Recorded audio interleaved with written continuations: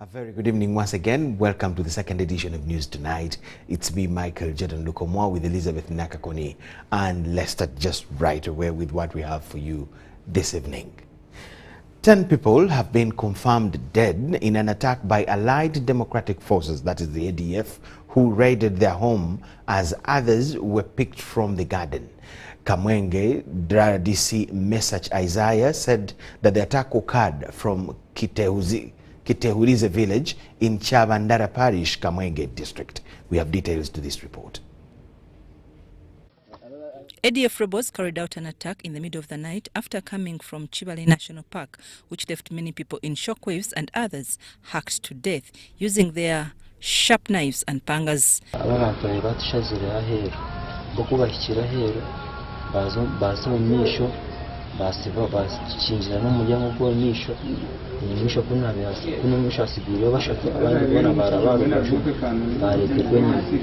Among the deceased include 5 females and 5 males.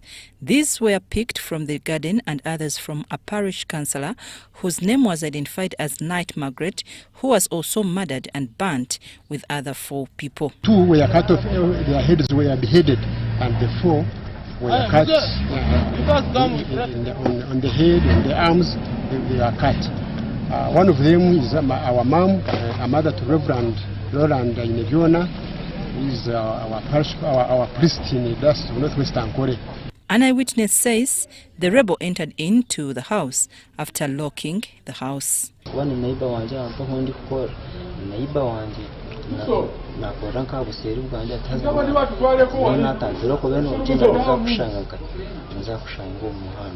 People who were hacked come from Ishongororo Town Council in Uganda District, others from Chiruhura and Kamwenge. Organization of the community to be vigilant and ensure surveillance to make sure that whenever they see strangers, they make an alarm for their survival. The Kamwenge RDC, Message Isaiah, says security has been beefed up as they continue hunting for attackers. We have deployed, but we can't deploy to each and every family.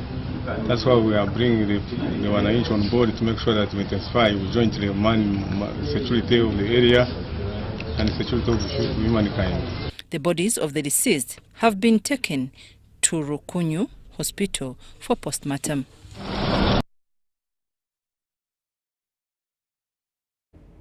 The UPDF is pursuing a suspected ADF who attacked and killed 10 people in Kamwenge District. UPDF spokesman Brigadier General Felix Kulayigye says that the military suspects the attacker are the remains of the ADF who were attacked this week by the UPDF in Kibale forces. And speaking to UBC's Henry Baguma, Brigadier General Kulayigye said that the incident should not cause anxiety and panic, saying that the UPDF is in control. It is true, early this morning, remnants of the group that was of ADF that were attacked in the Chibale Forest Reserve did attack a village in Kamwenge where they killed 10 people as they were scavenging for food. Okay, so 10 people is a very big number, sir. Definitely, it is very even threatening. Yes, 10 people is a big number. Even one person dying is not acceptable. So we are hunting down this group since morning. We must get them and give them what they deserve. Yes, what is the preliminary information indicating? Are they ADF rebels? Could they be internal people? What sort of group could these be, sir? They are ADF rebels. I've told you we attacked them in Chibale Forest last week, where we killed the 2 and wounded the commander. So these are remnants of that group that was attacked last week. So right now, what's the latest on the ground in Kamwenge? It must be a very fearful situation on the ground. Well, not fearful as such. The military has already been seen in the area, and so people have regained confidence. So I know it is still too early maybe to describe the whole situation. This kind of attack, because Kamwenge is far from the Uganda DRC Congo border, how could they have penetrated through up to that level? There is a small group that has been loitering in the Chibale Forest, and we believe the attackers came from that group. Final message, sir, because now it's about Christmas and end of year, and given this type of situation, the people must be fearing completely throughout Uganda. No, they are not fearing because these are isolated incidents. I would only encourage them to be vigilant, monitor what is happening in their areas, and collaborate with the security so that we continue to serve them. This was an unfortunate incident, just like those which have happened before. Some of these groups that think they can divert us from DRC, but we shan't be diverted because internally we have the capacity to deal with them as well. So is there any new measures you are putting in place right now? Because Christmas is just days and a new year, definitely. I would imagine the situation on the ground, both in Kamwenge and throughout Western Uganda. We have continued our vigilance. We have continued the patrols to ensure that security is maintained. And indeed, we want to assure the people that the festive season will go peacefully. They only have to be vigilant also to know who is in their area and cooperate with us to serve them. Thank you very much, sir. You're welcome.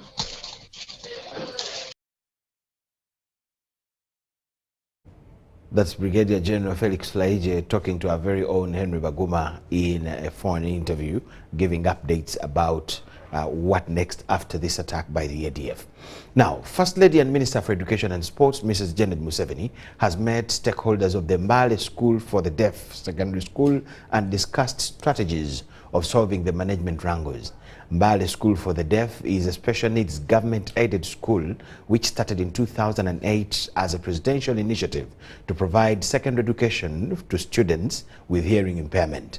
It also runs a vocational wing, but various investigations and special audits commissioned by the Education Ministry and the Uganda Equal Opportunities Commission revealed management issues at this school since 2018.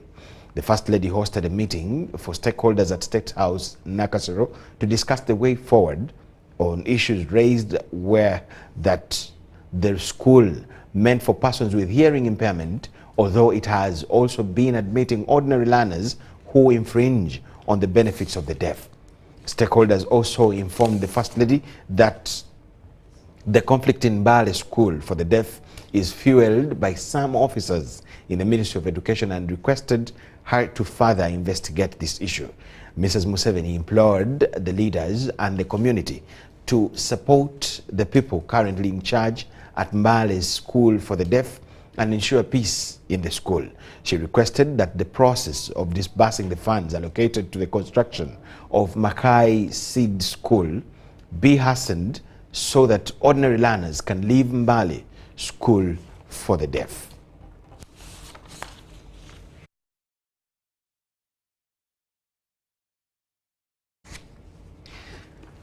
Government, through the Minister for Kampala, Hajat Minsa Kabanda, has pledged to pay 370 billion Uganda shillings to businessman Bosco Muwonge for the 10-acre piece of land in Chisenyi that is housing street vendors and hawkers who were evicted from Kampala city streets in 2022.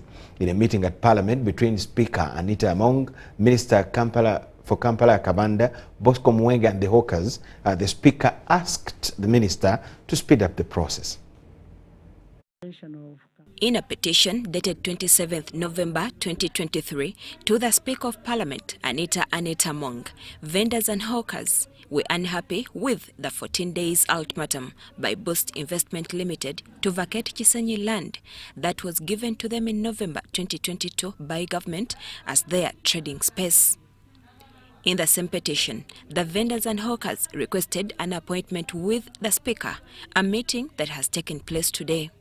I received a petition from the hawkers, and in the petition that the landlord was chasing them away from where they are having their businesses. About 40,000 hawkers and vendors are in the said land, and that's why I thought it wise, Honorable Minister, to call you. So we agreed that government is going to buy that land. Mr. Bosco Muwonge has been paying for water and electricity in that land, and we thank him. We are so grateful for that. But since that time, the price was a bit high, as Parliament decided, but then the government valuer valued it at $9.6 million, and we agreed that at least we should go by that government valuer's price, and we buy it. The meeting was called by the Speaker and attended by the Minister for Kampala, businessman Bosco Muwonge, vendors and hawkers. The Speaker asked government to speed up the process of settling Muwonge and also ensure that vendors and hawkers get this piece of land permanently. Mbanjagala wakiri ne bampandikira ne bangamba nti kino naye kati maze mwaka tewali kintu kyonna kye nnyina bannange. But you see, like what he says, that it needs to be written true. It needs a commitment. You need to go through a procurement process and ensure that we are taking this land and we shall be paying in phases. Right, Honourable Speaker, I want to assure you that we are going to work on that as soon as possible before the end of this year.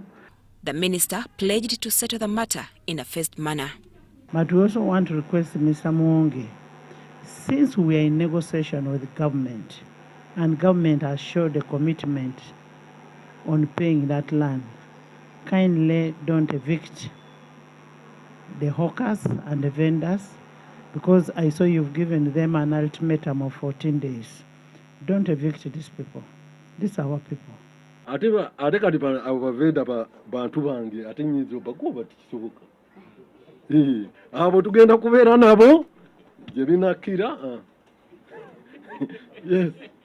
Businessman Bosco Muwonge said government had failed to conclude the possibility of buying off the land. The land in question is a 10 acres piece of land located in Chisenyi worth shillings 370 billion. Shamem Naiga and Gloria Gwitabinji, Parliament.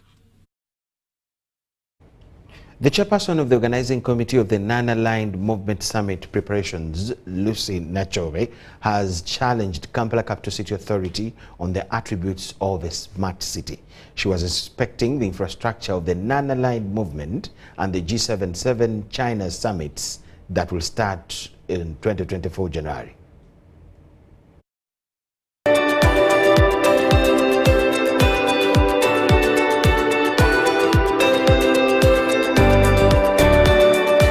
If I'm to award marks, I can award them 60. Kampala will host the Nana-Aligned Movement Summits and the G77 plus China Summits in January 2024, and preparations are on. Inspection by the Chairperson Organizing Committee of NAM Preparations, Lucy Nachove. It was noted that 60% has been awarded as per her observation. I have tried to do some parts of the road, that is Kabalagala Kansanga Road. It is still work in progress. They still need to work on the drainages. They still need to mobilize the people with the shops, the shop owners, to paint them, to clean their frontages, but also to beautify their frontages. I don't want to see any mud. Nachove challenged KCCA to ensure Kampala City is clean. You have seen they are trying to plant the green, which is very commendable. But you have also seen there is still a lot of garbage littering here and there. They need to get the garbage bins such that people have where to put their garbage, but also to mind their work, to mobilize and make sure that the city is clean. By the way, this should be the case with or without NAM. The city should be clean, the city should be beautiful, as they call it, smart city. So they should walk the talk. They call themselves smart city, so let them walk like a smart city. KCCA Deputy Executive Director David Luimbazi says they will complete all tasks by December 31st, 2023, despite challenges. Obviously the challenges, because we're working at a very tight time frames. We must complete all the works by 31st of December. We're working amidst rains. We're working while traffic is moving in some places. So we're working against the public interest, where people are settling in wetlands who we have to remove in order for the drainage to function. So the number of challenges, as any city is operating, there's so many moving parts. As you're trying to unlock this one, the other one is closing. So we are fighting a constant battle. The deputy engineer at KCCA, Maurice Kairania, confirms that some roads like Soya Bunga have been closed to facilitate smooth works within the tight time frame. For the section at Soya, where we've been laying the culverts, the 1.5 meter diameter culverts. So to enable the contractor to reconstruct that part of the pavement or the road, we have cut off that section for 4 days. So we are advising our road users to use the alternative routes leading to Lukuli or even to the express highway. Justin Nakami in Kampala.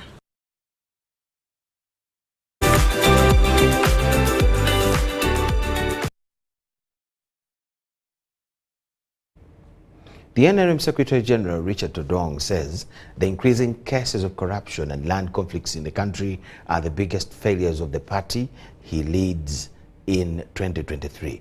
He says despite government putting in place numerous agencies to fight the vice, it is instead on the increase. Todong, while giving the end-of-year accountability to the media, says that the party has now taken it up to start cracking the whip on indisciplined members starting next year.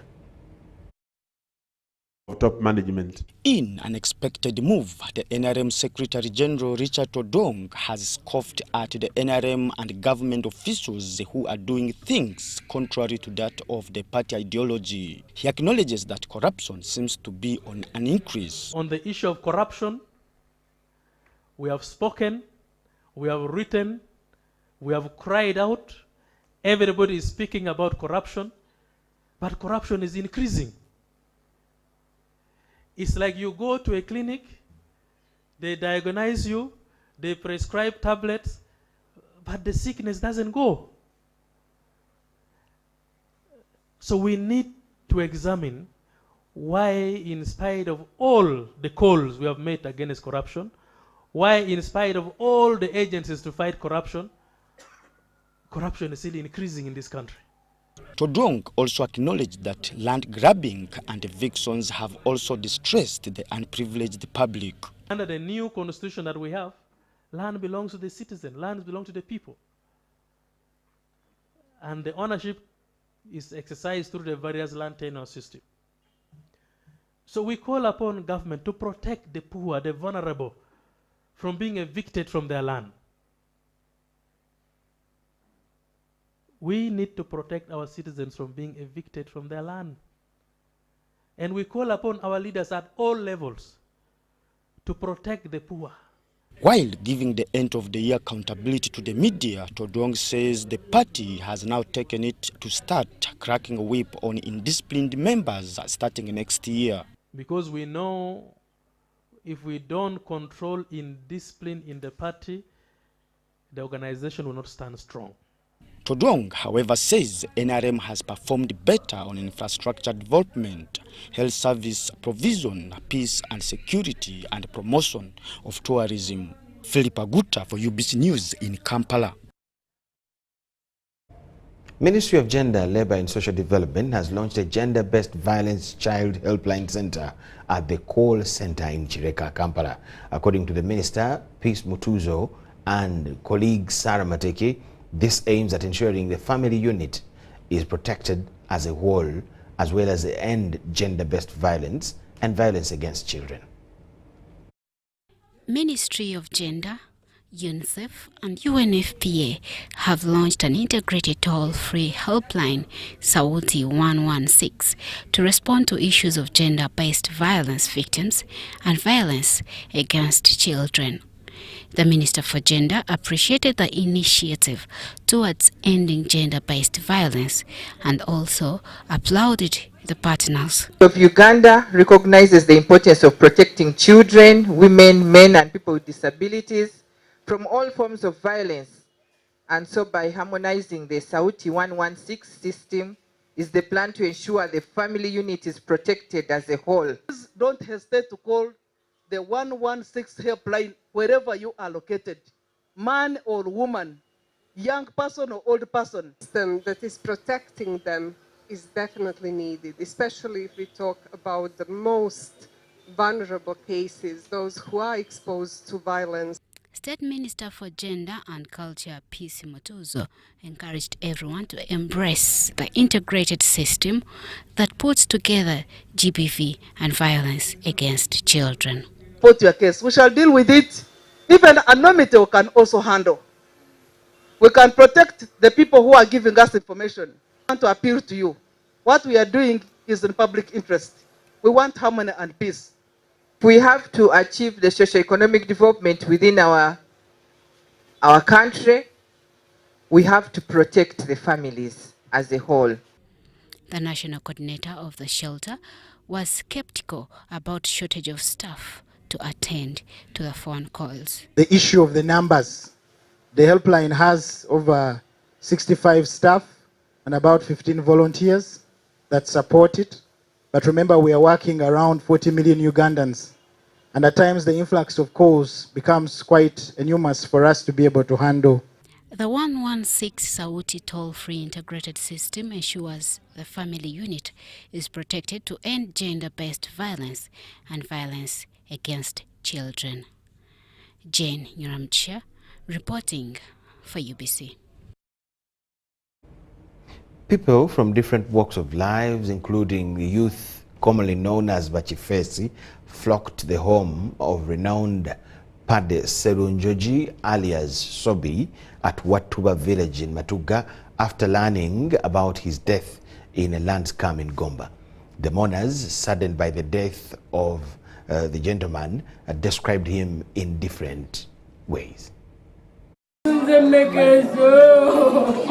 Busy death at Chibale village situated in Chigumba Parish, Madu Sub-County, Gomba District went viral on all social media platforms recently when he had gone with a group to protect a disputed land between Kalisa and Pochibi's grandchildren led by Deborah Nagadi and Baton Chuewa. It is alleged that in protecting the land, Sobi and 4 others were attacked by another group who hacked them to death.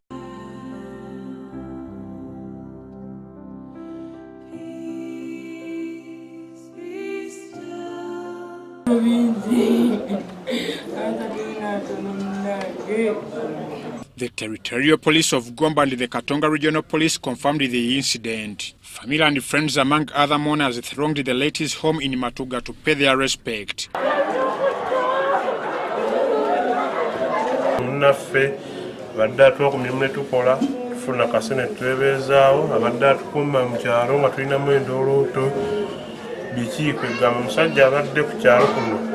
kwegamba kyalo kyonna okumpi Matuga yenna kwataliza wamu ne Kawanda kumpi ne Kawempe abadde atukuuma bulungi nnyo. Kirigenda okumusubwako security. The mood was low among mourners as they witnessed the arrival of Sobi's body.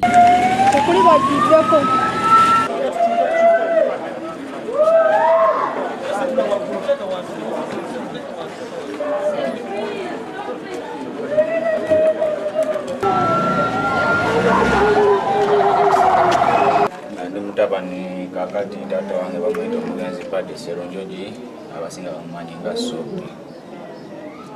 Taata wange kyamazima badde muntu w'abantu atereeza ebibanja ebyalemedda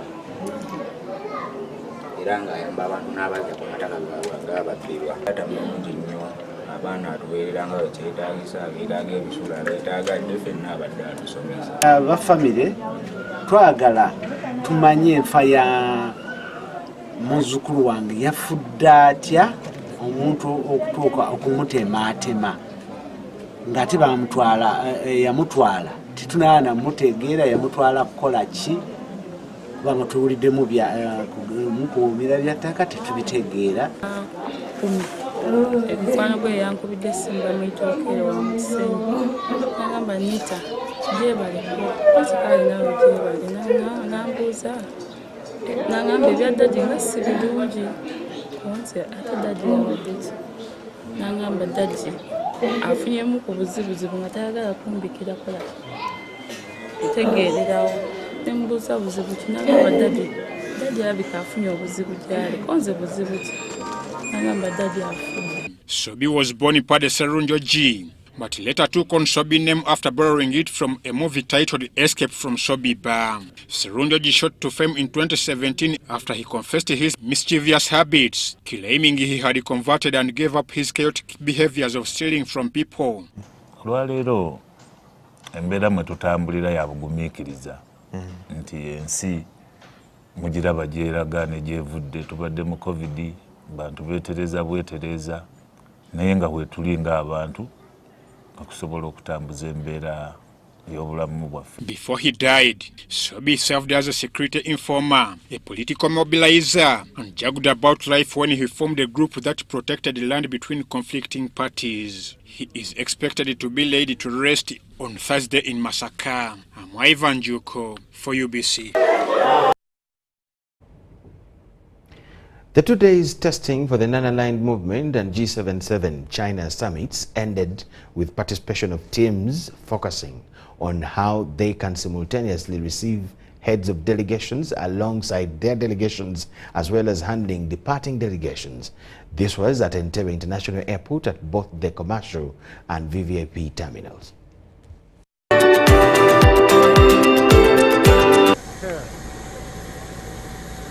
The 2 days pre-test for the non-aligned movement and G77 plus China summits ended on Sunday, 17th December 2023. Now, in the case of a head of state who disembarks on the commercial terminal, one of the ministers who are going to be here should be able to receive him on the steps of the, or at the bottom of the steps of the aircraft, receives him, and then as the team will show us, they drive him to the VVIP terminal. That minister and the protocol team that are here, they don't leave this place. At Entebbe Airport, the teams focused on receiving the heads of delegations alongside delegates. Those flights, there are 2 heads of state, you have 8. How do we handle all of them, put them in the convoys, transfer them to the other side? Could we have an option of where we clear some of them? Now, even that one, even if we bracket it, we are going to have vice presidents, prime ministers who are not heads of state, who are also going to be coming in big numbers. The National Organizing Committee of the 2 summits says 16 heads of state have already confirmed participation. For instance, we have our senior officials starting on 15th. Some officials may arrive here on 13th. But most important, the advanced teams of heads of state, some of them come even 10 days before. That's why you want to inform the team at the airport, be immigration, be baggage handlers, that they should expect that from 12th January, the activity starts. It is also anticipated that more than 2 heads of delegations will touch Entebbe runway at the same time.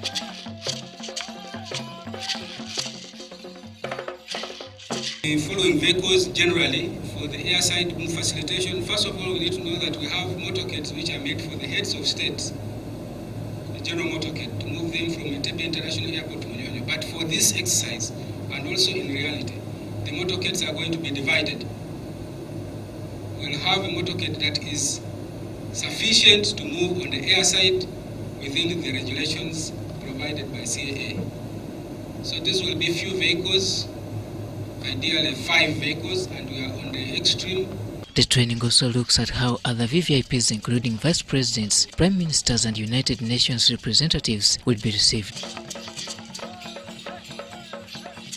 We are going to have heads of delegations that majority of them, according to the confirmations we're receiving, are not going to be heads of states. And they are going to be actually majority foreign ministers. So 4 flights have come, and they will fit in that area where they get off the flight, where delegates are going to hold as they wait for baggage and immigration. We have that space. With the NAM summit ending on 20th January 2024, some heads of delegation will start exiting Uganda as others jet in for the G77 plus China summit. The team is also investing in effective and timely handling and clearance of cargo and immigration process. The 2-day simulation exercise was closely monitored by the Secretary to Cabinet, also Chairperson, National Organizing Committee of the 2 summits, Lucy Nachowe. Participating parties included officials of Foreign Affairs Ministry and Works and Transport, Uganda Police Force, UPDF, Special Forces Commands, SFC, media, among others. Robert Onyango, UBC News. The Uganda Joint Clinical Research Center, in partnership with various well-wishers, have officially handed over a residential house to one of their long-time patients, Josephine Nakandi, a 25-year-old at Naruwood Village in Sagu Parish, Kajansi Town Council in Wakiso District. $100 million, 5-roomed house was let October this year, commissioned by President Yoweri Museveni.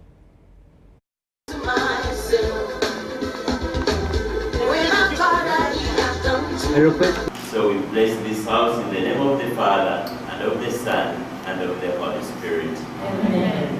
Thank you. So we thank all of you for helping us to achieve this milestone. And very importantly, His Excellency commissioned this house at SRC when we were celebrating our 30 years. And we are very grateful to all of you, really. But Nakandi had been diagnosed with HIV at the age of 3. At the age of 4, she got meningitis. It was not treated very well, so she got permanent damage to the brain. GSCLC to be in terms of research. Well, I didn't know the other bit of you, the humanity bit of you. So thank you for your social responsibility. If we had such initiatives in Uganda, at least we would go far. Partners at heart, we are partners in everything, and now you have done it more than necessary to bring such a magnificent home to our victims of the virus. STLC, they conceived the idea and they went ahead to add action to the plan, and we are here seeing this great work. We came to partner with GSRC on several occasions. PKF has been a partner in resource mobilization and also a sponsor in making sure that this noble cause happens. We have shown that these are not only in words or in writing, but we have done it in practice. Dr. Sise nkwebaza emirundi gyonna. Wetandika okwogera ku Dr. Sise tugenda kusula.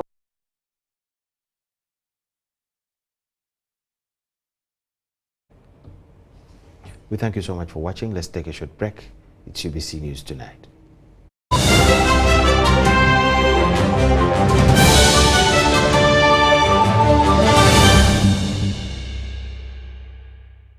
Meet Stone Atwine, the co-founder of Eversend, a startup that is building financial technology from Uganda to the world.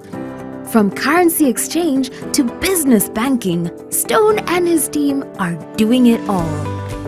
Stone embodies the grit and the commitment to take a startup from nothing to something. Stone, keep building. You are unstoppable. MTN, the Unstoppable Network, celebrates you. Download the Eversend app and together, let's support Ugandans like Stone who are driving our country's unstoppable progress.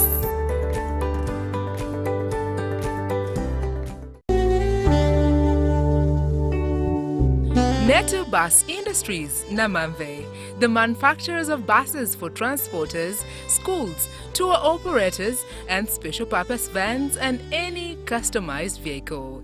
Metu Bus Industries offers a range of buses known for safety, comfort, and reliability. Depending on your needs, a bus can simply be a point A to point B people mover with just seats, or a special design that includes power outlet, Wi-Fi, television, refreshment center, and any other specification. Buy your buses from Metu and support industrialization of Uganda. Contact us on 0788 118586 or 0782 030303. Email us metu metobusafricabus@gmail.com.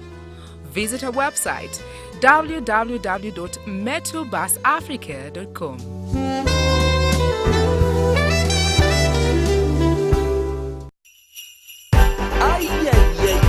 Tugabane big, tugabane. Share with your loved ones, tugabane. Gabula tulita kwesabula. Festive season eno, tugabane. Pepsi Mountain Dew Mirinda. Twalira ko jajja mu kyalo tolinda. Drink at home on Christmas. You can even tip some for boys singing. Yeah. Tugabane big, tugabane. Flavor for your loved ones, tugabane. Big meals ne memories sabula. Festive season eno, tugabane.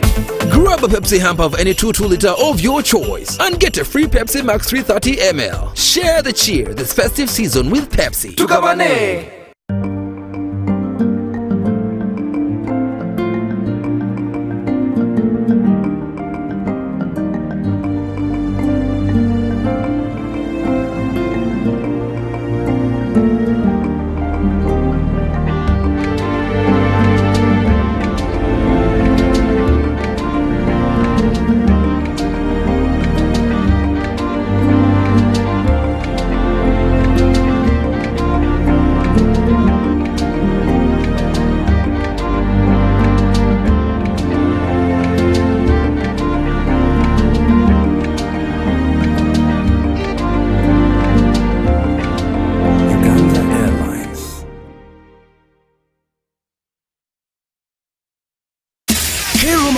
Banno abakolera Better Wine omuli ebika ebya Golden Wine, Special Wine, Hibiscus Wine. Kakati nno bakutuusaako Hibiscus Juice. Ye juice akoleddwa okuyambamu abalina pressure, sukaali, abaagala okusala embuto n'amasavu, okunaaza obukyafu mu mubiri, wamu n'abo abalina abaana abalwalalwala. Ky'olina okukola kati abaana bo bawe Hibiscus Juice. Naawe yandyetaaza okwongera obutafaali bw'abasirikale mu mubiri, weeyunire Hibiscus Juice. Hibiscus Juice musange mu supermarkets n'amaduuka gonna mu ggwanga. Gw'omusuubuzi nawe amwetaaze, genda ku K-Roman Limited nga basangibwa Wandegeya ku kizimbe kya Micheal wakati wa poliisi y'e Wandegeya ne YMCA. Hibiscus Juice ali mu mils 5 n'ebisatu. Okumanya ebisingawo kuba essimu 0772506155 oba 0704161398. Nywanga Hibiscus Juice ku lw'obulungi bw'omubiri gwo.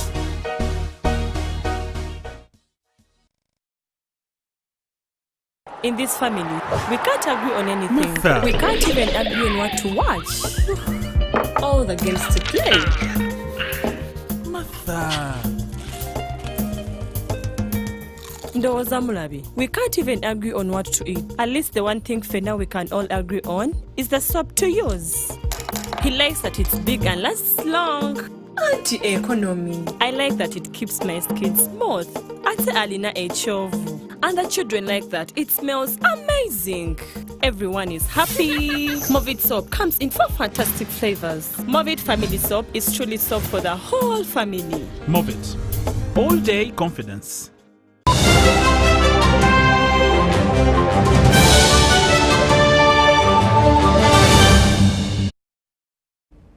UPC News tonight. The biblical story of the Way of the Cross is incomplete without revisiting its origin in Jerusalem. The 14 stations of the Way of the Cross reflect the last days of Jesus Christ on earth as a man after he was condemned to death. The UBC team visited these stations to get a feel of activities in this holy place in Jerusalem.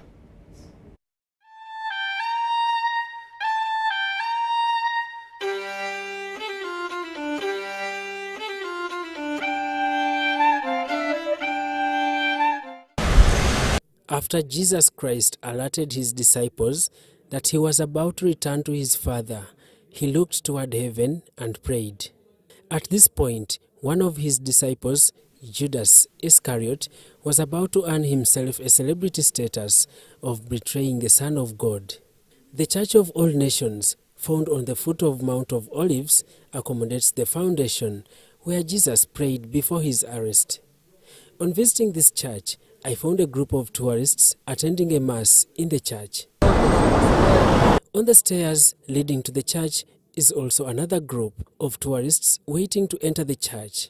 At this point, they first revisited scriptures to reflect on what transpired in this area. More tourists kept on flocking the area which, according to reliable information, more than 10,000 travelers park in on a daily basis to visit the place. In the same enclosure is the Garden of the Oil Press, also known as Gethsemane, where Jesus was with his disciples after prayers before Judas Iscariot showed up with a crowd who had come to arrest Jesus. This preserved Garden of Gethsemane can easily tell its journey from the rags to riches.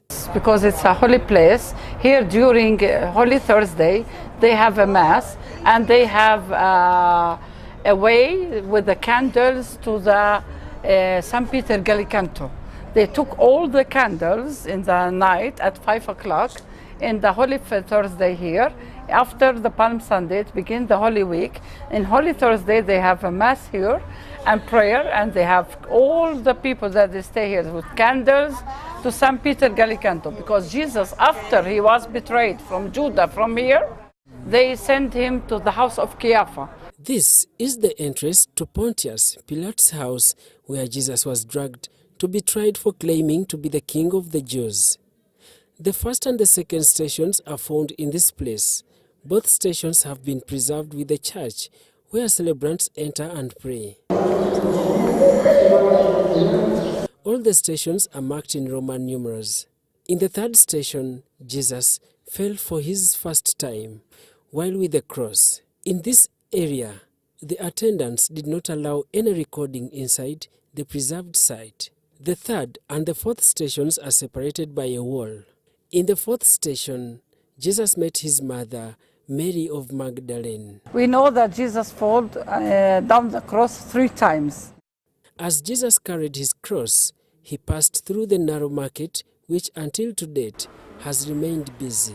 Here, locals sell the cross and other Christian ingredients. At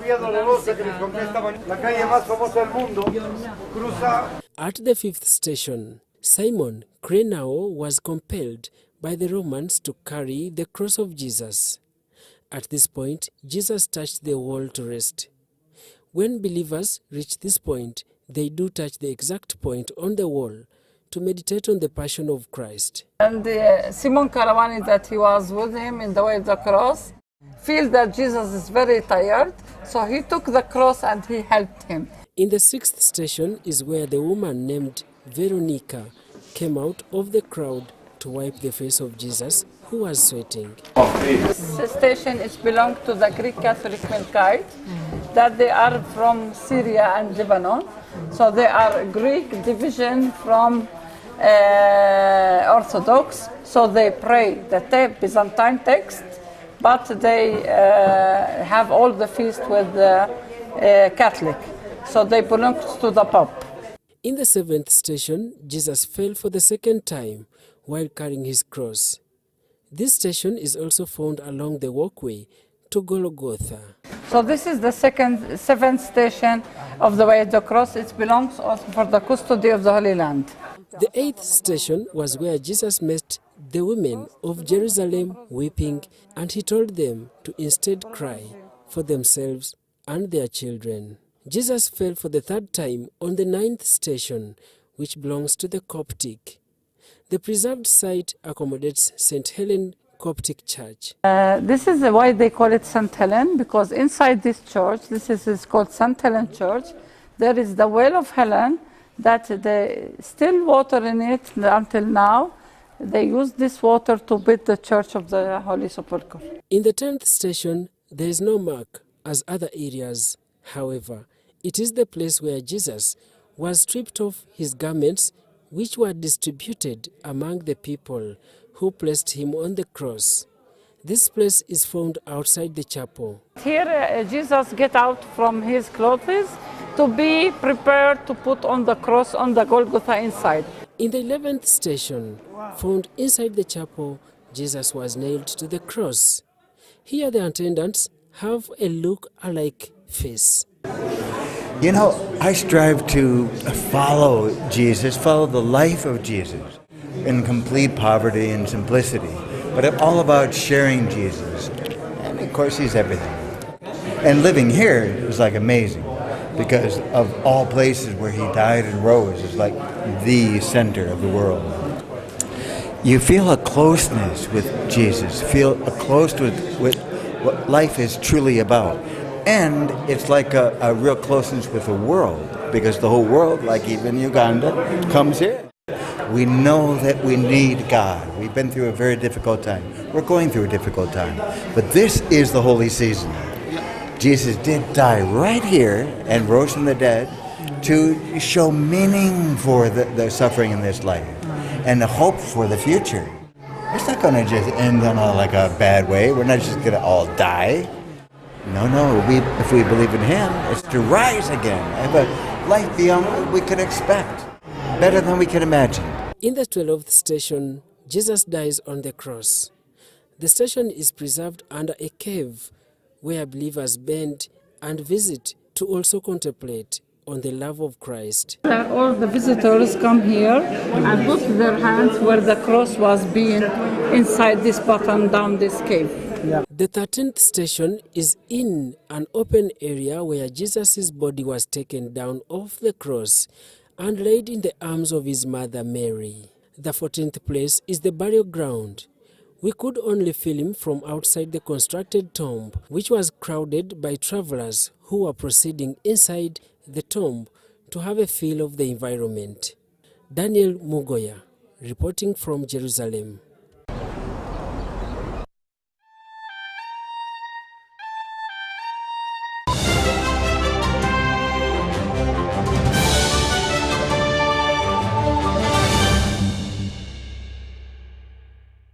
When it is KB o'clock, you need more from your voice bundles. That's why MTN is offering you more minutes across all networks that don't expire. Buy the new 90-minute Freedom Bundle at 5K or the 200-minute bundle at 10K and just with no limit. Katiteri ate, no excuses. Make the call now. Dial *100*21# or use the My MTN app and enjoy your Freedom Bundle today. MTN. Together we are unstoppable. Terms and conditions apply. MTN is regulated by the Uganda Communications Commission.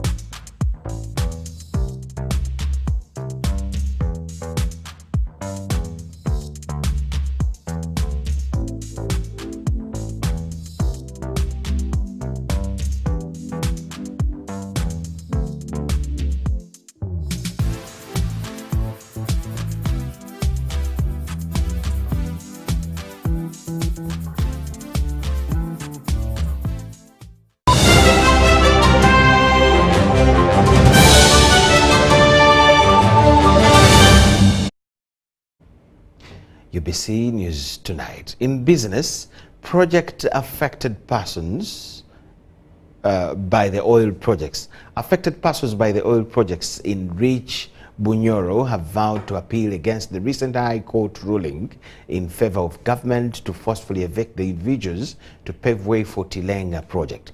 The Executive Director, Civic Response on Environment and Development, Bashir Twesigye, says that the families have been left helpless and frustrated.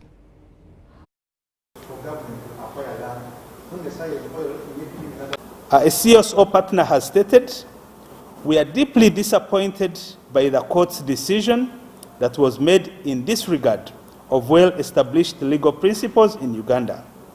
It is unfortunate that the High Court made a ruling on 8 December 2023 against 42 households in favor of the government for a case filed by the same government on 4th December, which is just 4 days from the beginning of the case to the end of it.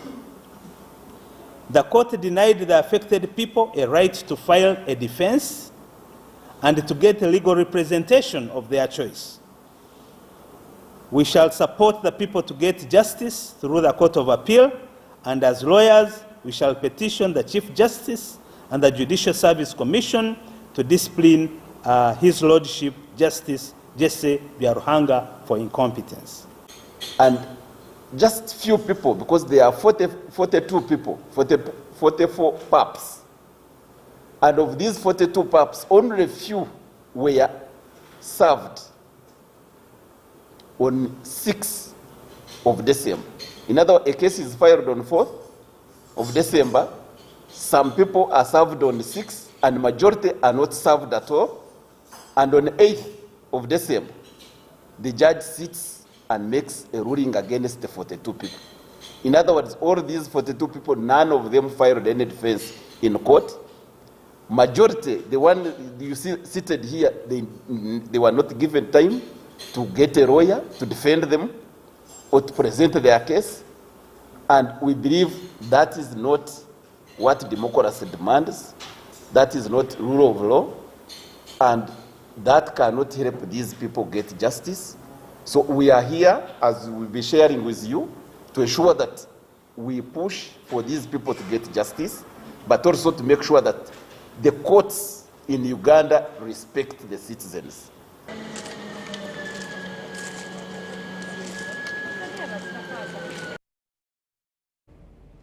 Makerere University Research and Innovation Fund have launched the Innovation Commercialization Project with the aim of implementing innovations to occasion revenue generation for the university. For the first cohort, 15 projects will receive funds worth 2.5 billion shillings. Makerere University has been carrying out research and innovations to get solutions to community challenges. To date, the implementation bit was still missing. We have had very many examples of where people have come up with great innovations, then they publish them, and they are taken up by foreigners to make a lot of money out of those ideas. And the person who innovated them is still here, in poverty. Makerere University Research and Innovation Fund have launched the Innovation Commercialization Project. But now we want this project to move from this level to another level.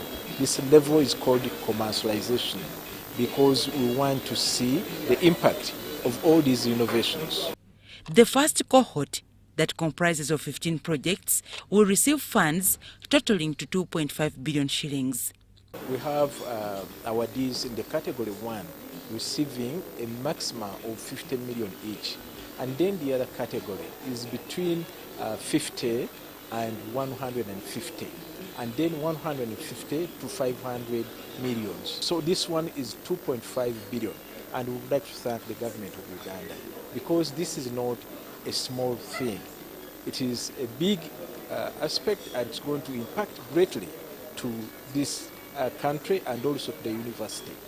Makerere University Vice Chancellor Professor Barnabas Nawangwe described the project as a game changer. And I have always argued, if we at Makerere don't do anything to change the situation of our people, they will remain in poverty. So let's take advantage of this. Let's prove that we can do great work with the resources we have so that we can attract even more resources. He implored the awardees to ensure they put a building block on Uganda's transformation agenda. So issues of accountability are extremely important. It is only if we properly account for the money that we can convince Parliament to give us more. Every financial year, Makerere University receives at least 30 billion shillings under the government research and innovation funds to support research and innovation. Dorcas Kimono, UBC News. Various stakeholders, including Ministry of Health, want the age bracket for alcohol prohibition to be increased from 18 to 21 years of age or above. Uganda Alcohol Policy Alliance Chairperson Juliet Namukasa says that a person below the age of 21 is still undergoing brain growth to take informed decisions. But also there are key elements that we would like to have there. The proposed alcohol control bill seeks to regulate alcohol consumption in Uganda. The current legal age for alcohol consumption in Uganda is persons above 18 years, and this is in line with other legal provisions. However, different stakeholders suggest an increase in age from 18 to 21 years. The age limit should be 21 and not 18. When we say 18, that contravenes the policy which is already in place. This is on presumption that persons below the age of 21 are actually still young. Science shows us that before 21, the brain but also the dependence of people in this country is still on. Parliament in its wisdom put the age limit for gambling at 25. So what we are asking is not new. Parliament has done it before, has done it more than once, and we are just asking that they do it again. The bill has faced rejection because some sections of the public think that it is more prohibitive and it infringes on human rights. Early age liquor consumption and overconsumption damages the brain, causes epilepsy and memory loss, besides the economic burden caused by road crashes and unemployment. There are not many families which can afford 2 million shillings every month. It means it is the rich who can go for treatment. The poor, who are the majority in this country, and we know, are languishing without treatment. So we have a crisis of alcohol among the young people, particularly those between 15 and 29. We have a lot of people who are drinking and driving, which to us we think that has caused a lot of road crashes in the country. Alcohol is said to cause an increase in the cases of non-communicable diseases, mental degeneration of the productive age group, hopelessness, and the rise in the HIV cases, and sexual gender-based violence. Kampala Metropolitan has over 10 treatment centers of alcohol addicts, apart from Butawika. To control alcohol production, heavy tax levies, registering local liquor brews, and regulation of alcohol advertisement needs to be addressed. The local brewers should be regulated. All those other laws that we had, the Nguli Act and the Spirits and Potted whatever Act, had all this in place. They are not supposed to market their products, but very importantly, they should be licensed. Stakeholders think that Parliament should also include a clause of starting up an alcohol fund from all brewers that will aid in rehabilitating the affected financially incapable persons. Susan Naonga reporting for ABC TV.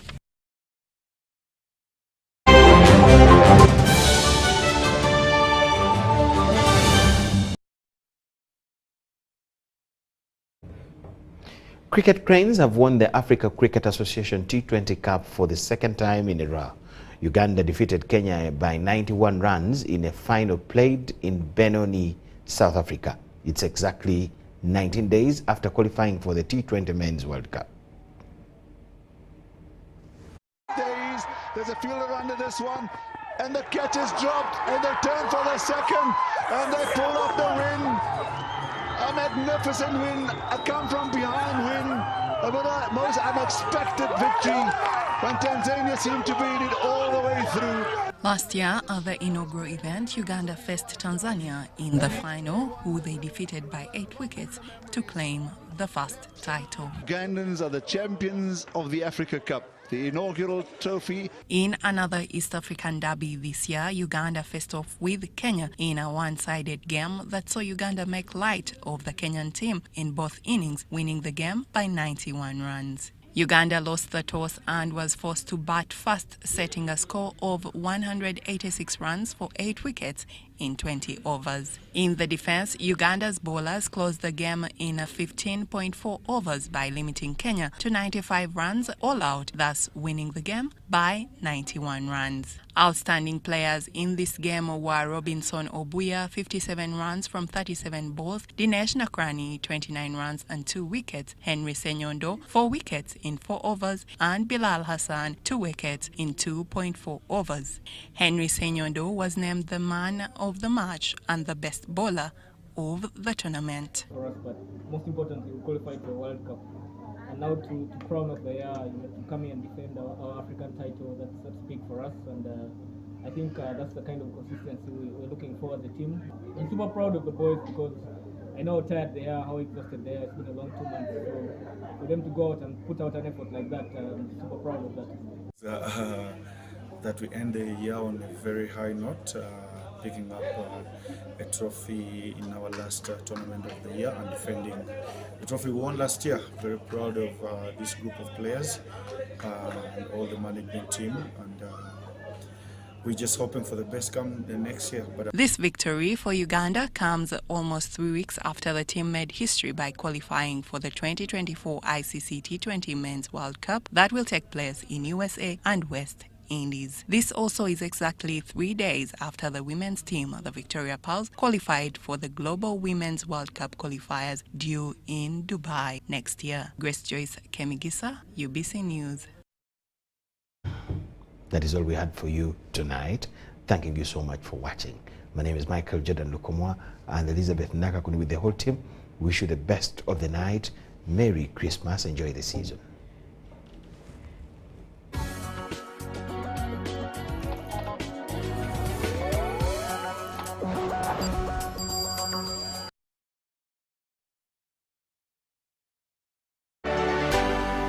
UBC, inspiring Uganda.